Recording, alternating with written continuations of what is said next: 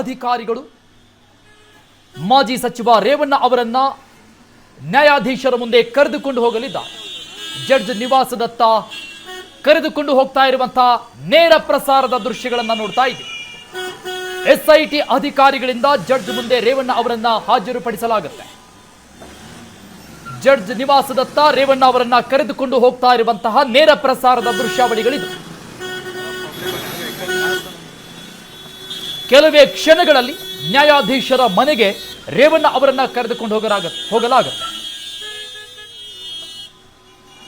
SIT ಕಚೇರಿಯಿಂದ Bowring ಆಸ್ಪತ್ರೆಗೆ ಕರೆದುಕೊಂಡು ಹೋಗಿ ಅಲ್ಲಿ ವೈದ್ಯಕೀಯ ಪರೀಕ್ಷೆಯನ್ನು ನಡೆಸಲಾಯಿತು. ಅಲ್ಲಿಂದ ಈಗ ಎಸ್ಐಟಿ ಅಧಿಕಾರಿಗಳು ಬಿಗಿ ಭದ್ರತೆಯಲ್ಲಿ ನ್ಯಾಯಾಧೀಶರ ಮುಂದೆ ಕರೆದುಕೊಂಡು ಹೋಗ್ತಾ ಇದ್ದಾರೆ. ಹಾಗಾದ್ರೆ ರೇವಣ್ಣಗೆ ಪೊಲೀಸ್ ಕಸ್ಟಡಿನ ಅಥವಾ ನ್ಯಾಯಾಂಗ ಬಂಧನ? ಕೆಲವು ಕ್ಷಣಗಳಲ್ಲಿ HD ರೇವಣ್ಣ ನ್ಯಾಯಾಧೀಶರ ಮುಂದೆ.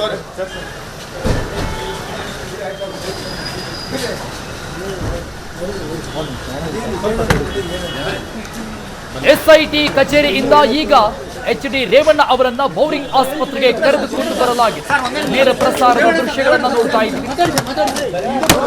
ವೈದ್ಯಕೀಯ ತಪಾಸಣೆಯ ನಂತರದಲ್ಲಿ